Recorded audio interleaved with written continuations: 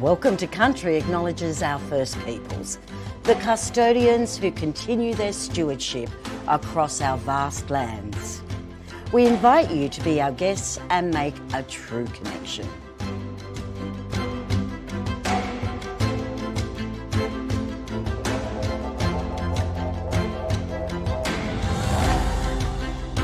Ya welcome ya, Iorokan. Aminjika. Kora! Yaplingina. Yumbro. Nanga. Kapmon. Yandane Godada Goda. Welcome to Kupari Wara Country, guys. You're now in Kuyu Beach or Kuyu. Come on down. Womanjika. Chingiwala. Welcome, guys. My name's Dustin Maloney.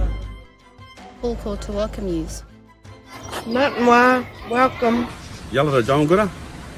Garida. Kupari Wara Bubu. Kuyu. Koji Eagle. Natamwa Woman Indie.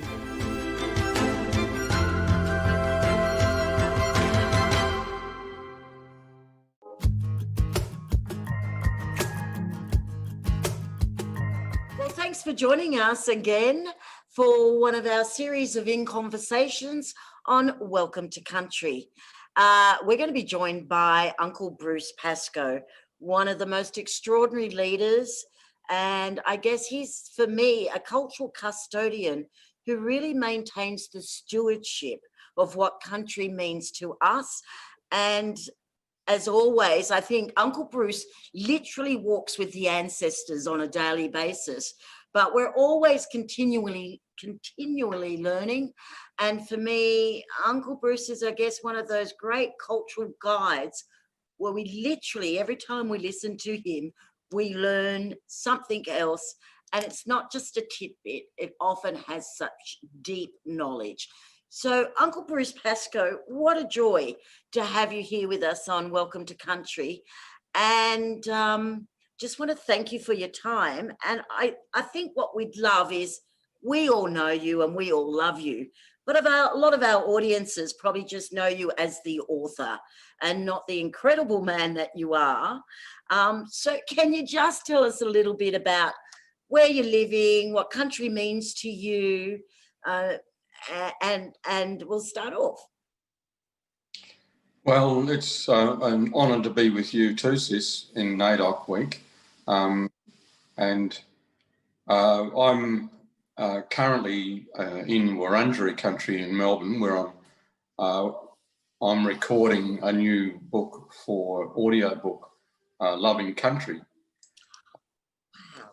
But normally I live on Yuin country at Malakuta, and I have a farm there that I bought so that I could grow the Aboriginal foods that I talk about in Dark Emu, not because I love tractors, but because I was so concerned that all the enthusiasm surrounding Aboriginal foods, which non-Aboriginal people call bush tucker, that I thought Aboriginal people should be in this industry.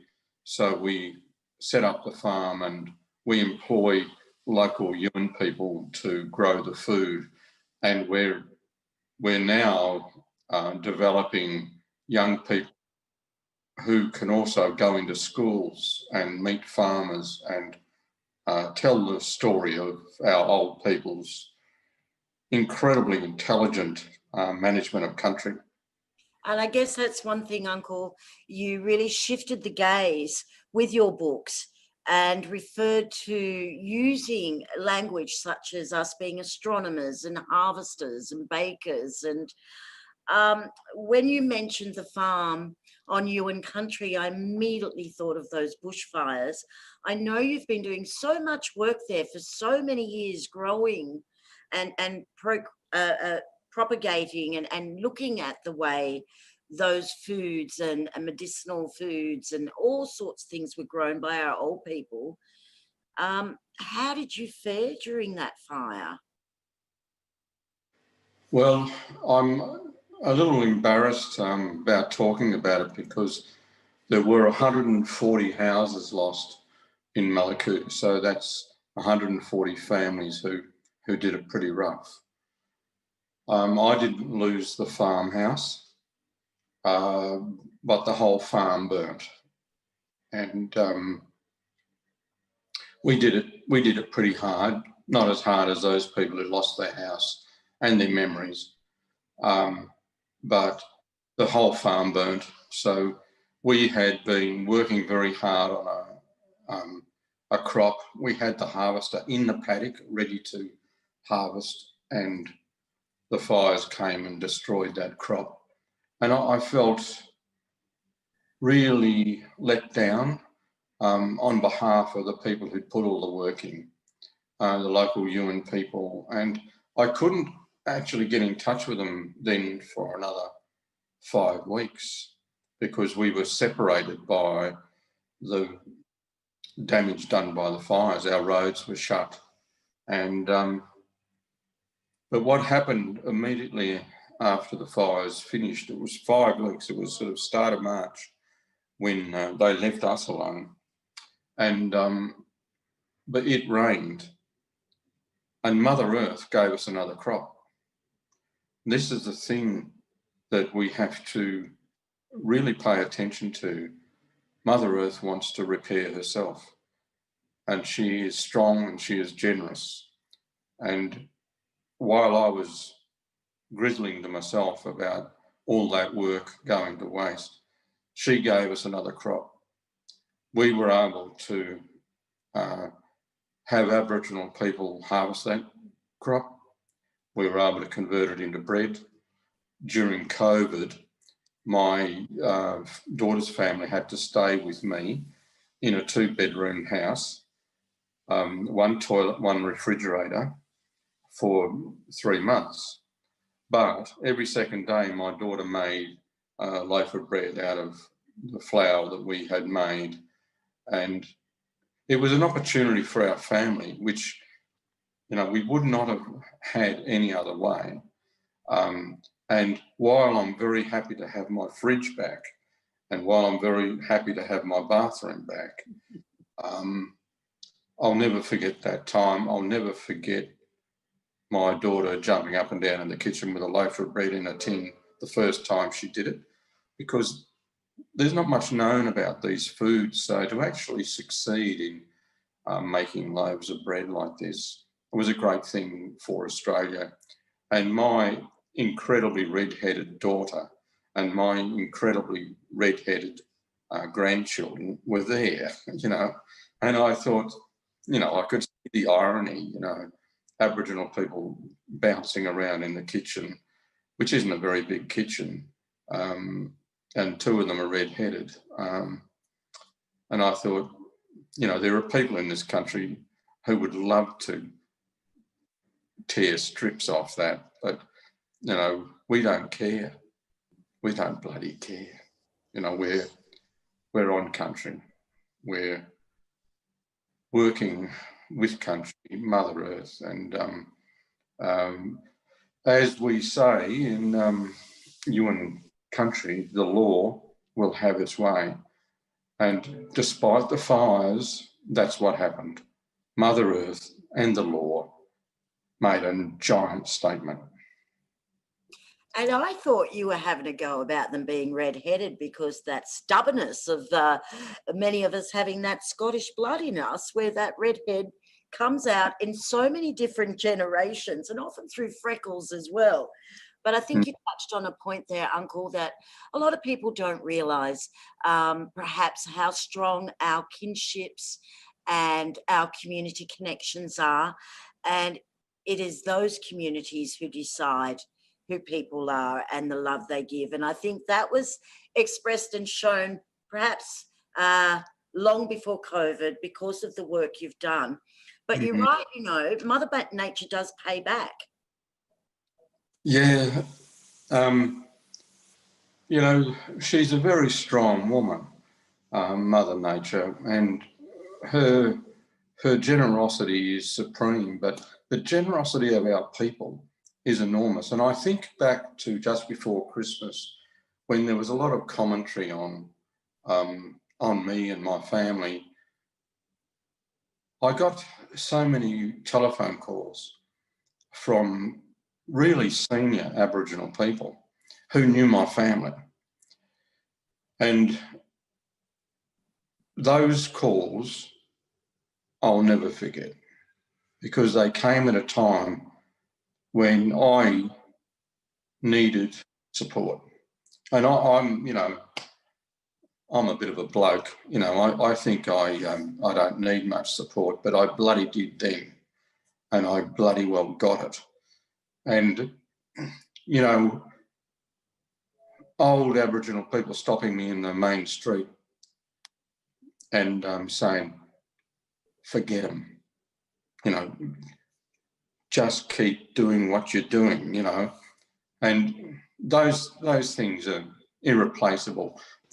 So we should always celebrate the story of our people, not an author or not a filmmaker or any of those things. Celebrate the story, because that's been created for us by the elders. But because I had been getting attacked by academics for using words like farmers and tilled and crops and harvest, I realised then that if I was going to tell this story, I would have to tell it from the point of view of white Australians. And incidentally, a lot of Australians don't like being called white Australians, but we're very proud to be called black Australians. So what's the problem?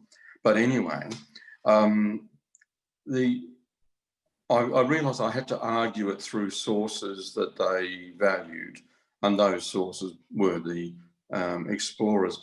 But even when I turned to those sources and said, I'm going to have to do it this way, I still had to be convinced that I would find that material. I'd found some, but would I find enough? And so leaving one of those meetings in Canberra with very polite, very erudite people who were smacking me on the knuckles about using the word farmer, I stopped at a second-hand shop and I bought a copy of Thomas Mitchell's Journeys into Tropical Australia.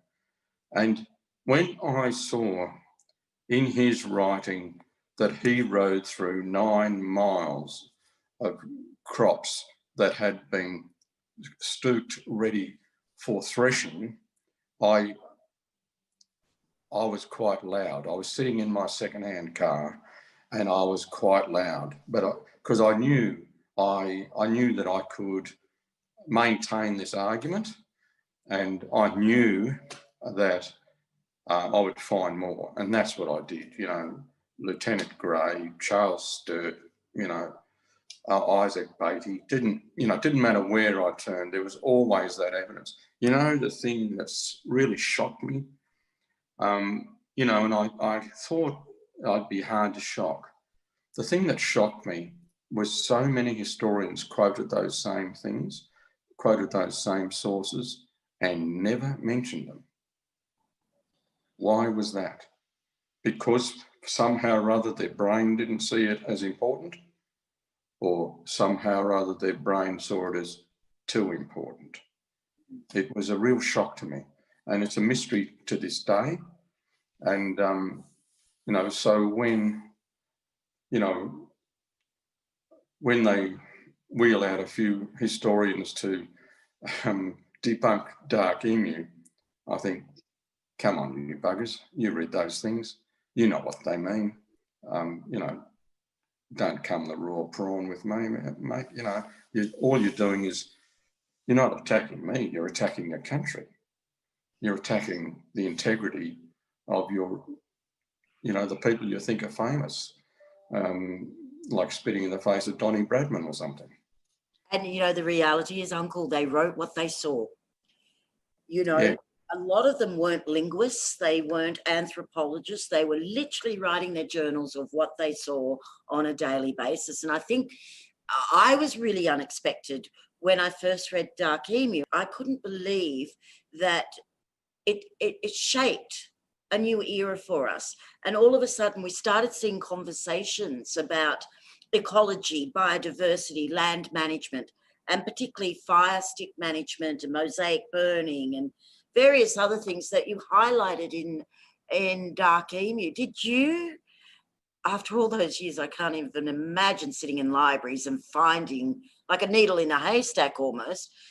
Did you expect that response from the broader Australian?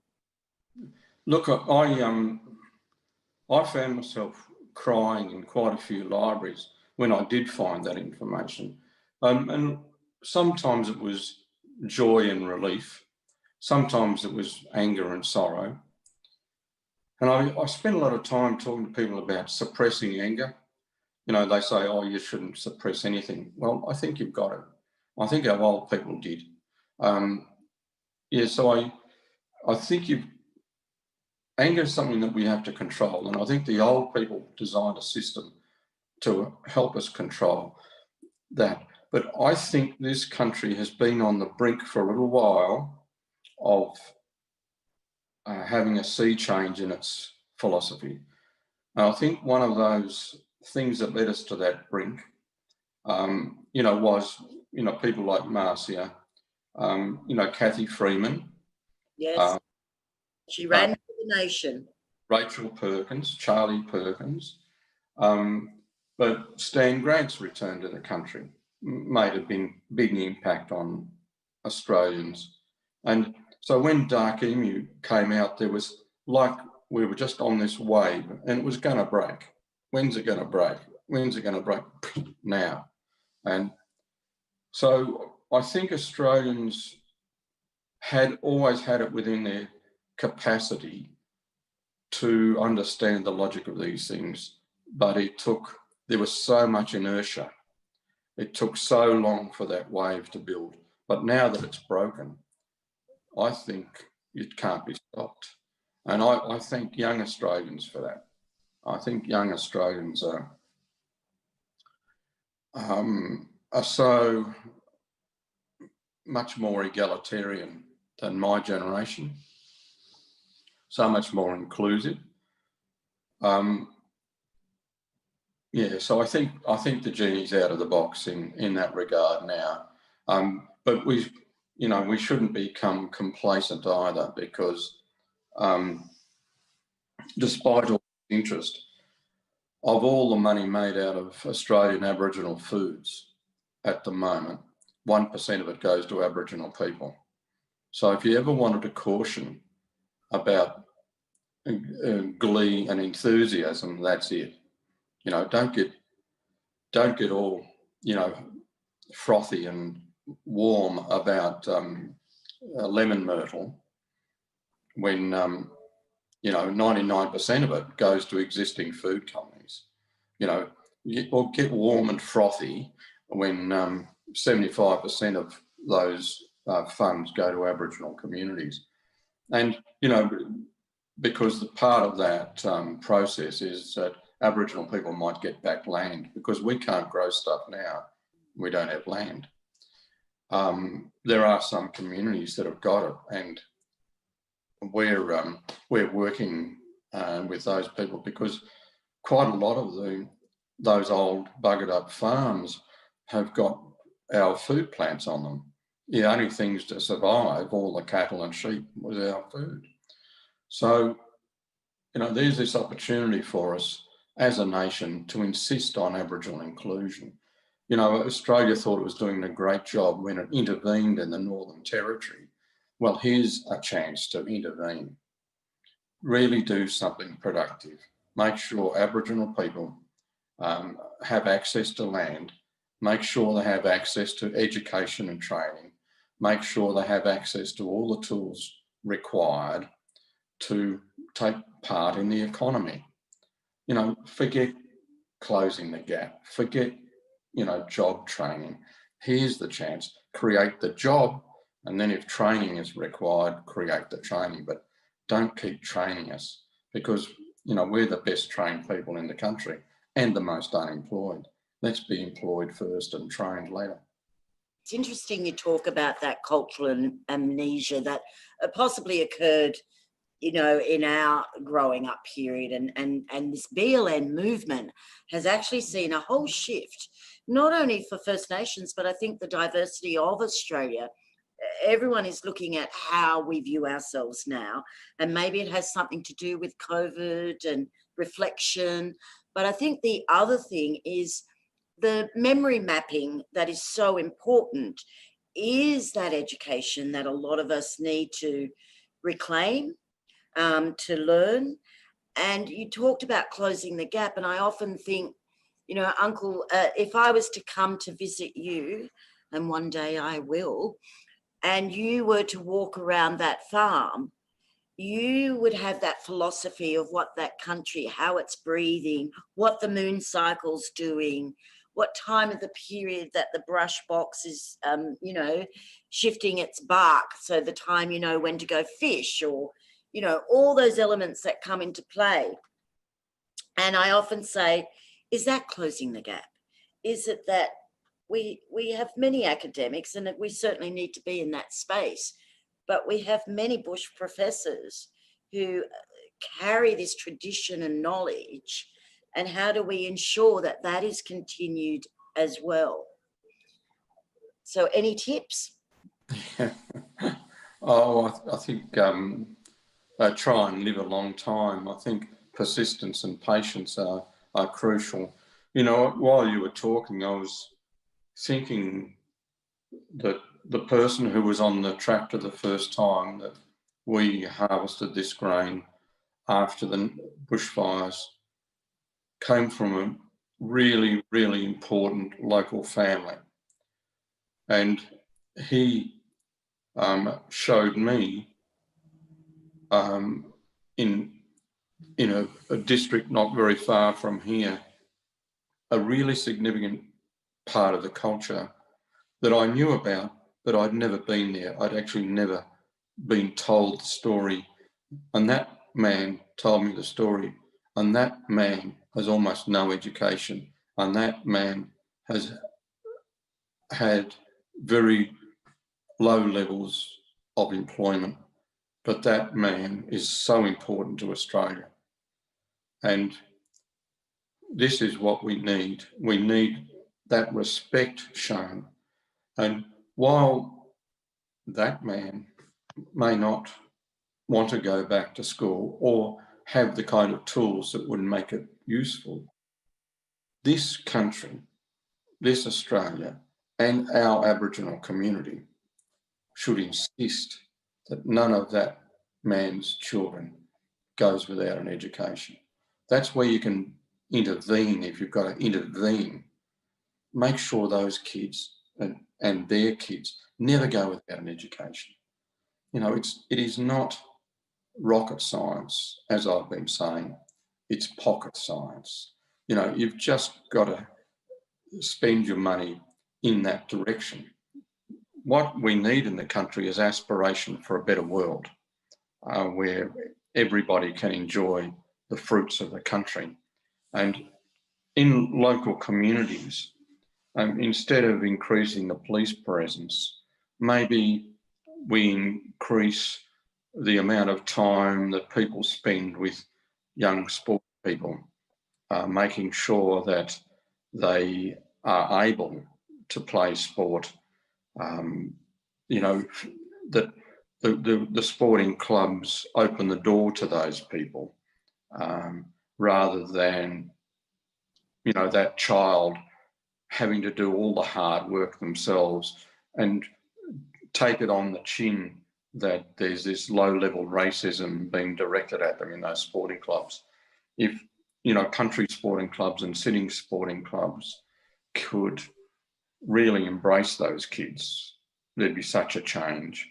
And, you know, we're not just talking about, you know, successful footballers, netballers, golfers, swimmers, and, you know, Olympians. We're just talking about common decency. And Australia can be a better place. And I think there are so many good Australians. And, you know, I remember a day when I was playing sport, when I stood in a country hotel after one of you know, our famous victories, and an image came on the TV of the tent embassy, and people there clashing with police and politicians. And I heard a woman say, this is a woman who I liked a lot and who I'd known for 10 years. She said, we should have shot the lot of them when we had the chance. And I thought, this is my country. These are the sentiments of my fellow Australians coming from the mouth of one of the gentler women. How disgraceful. I was speechless. And it was, one of those moments when I thought, righto, we'll take the gloves off now.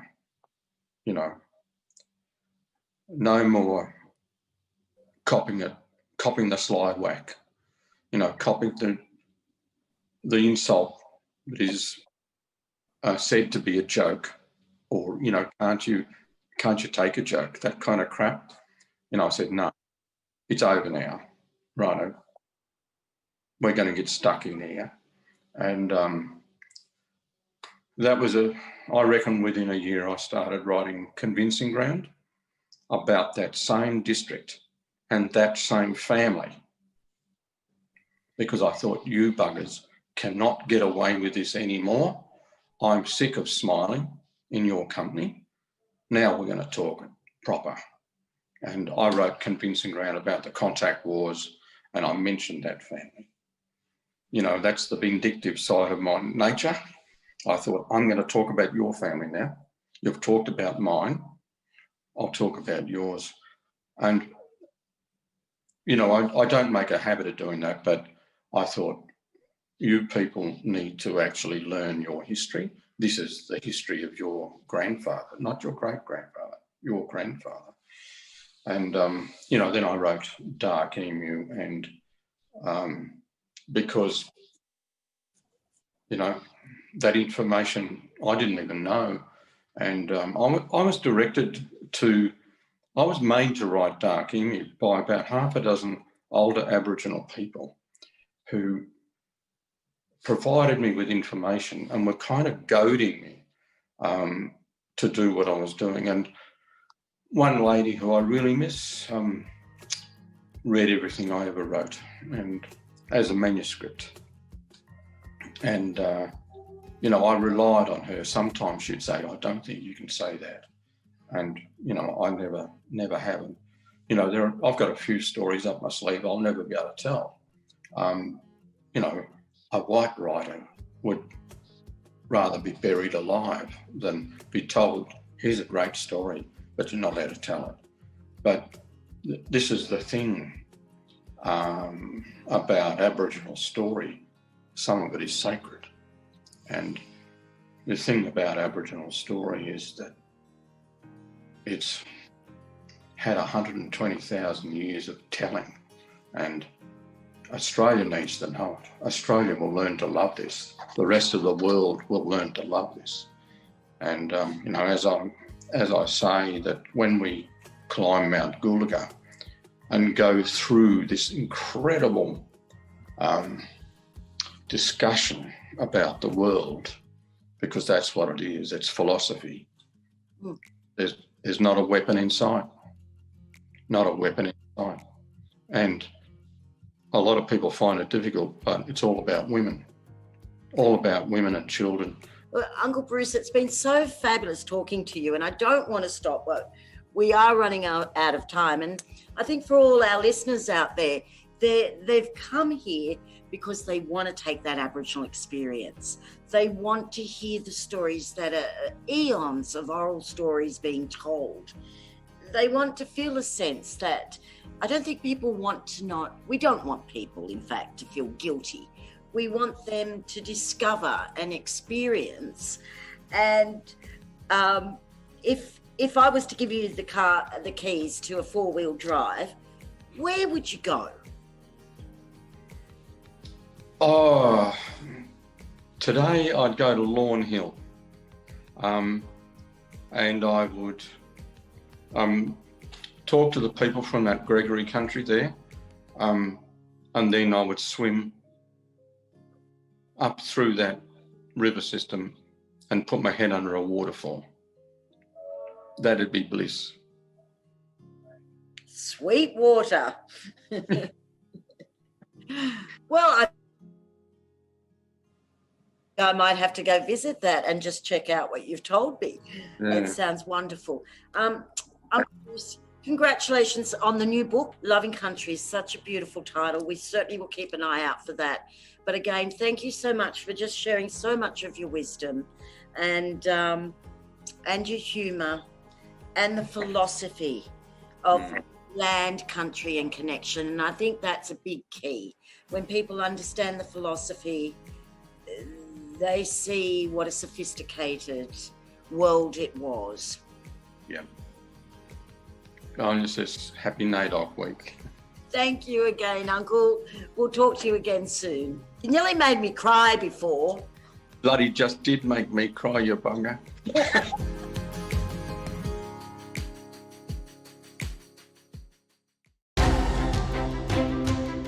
Welcome to Country acknowledges our First Peoples, the custodians who continue their stewardship across our vast lands. We invite you to be our guests and make a true connection.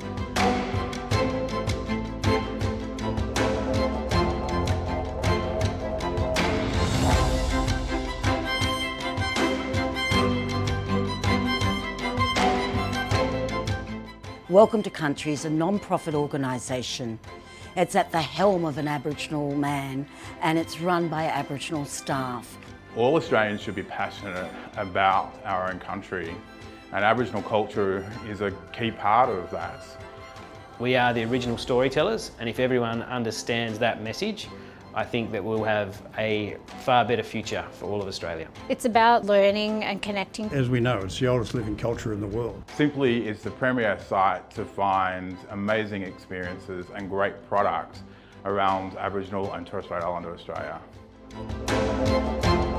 Got to have a great website. So what was needed was to have a common platform that could do the marketing, the sales, all those things that small businesses, whether they're Indigenous or not, struggle over. So people can focus on the thing they're passionate about and deliver that business. It's about creating employment and economic opportunities for the community. That's the number one thing. The best thing is by purchasing from us, they are directly giving back and supporting Indigenous communities, artists and their families. The key is to enable them to stay on their country or in their city and be able to give them a platform to really flourish and create self-sufficiency. It is basically self-determination and learning about country through the narrative of our lens. We're not doing this because we want to put money into our pockets, but rather we want to see community benefit from what we're doing.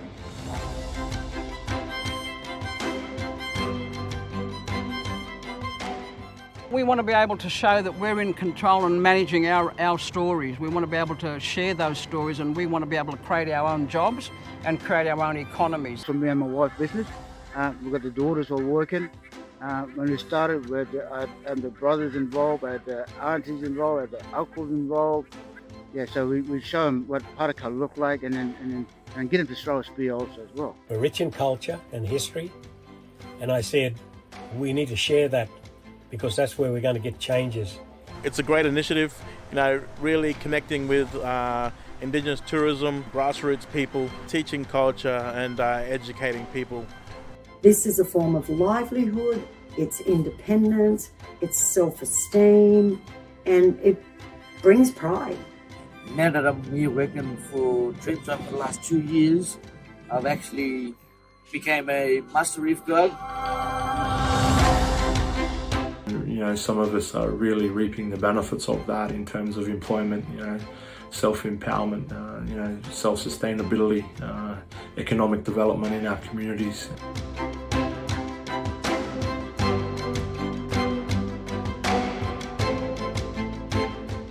It is really time that this country started to embrace the importance, the knowledge, the power and the beauty of Aboriginal culture.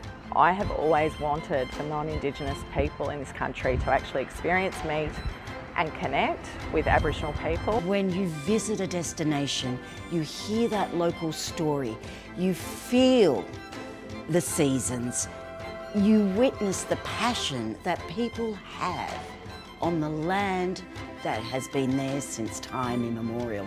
There's nothing quite like it. Anytime any Australian's looking for an Aboriginal or Torres Strait Islander cultural experience, the first thing they'll think of is welcometocountry.com.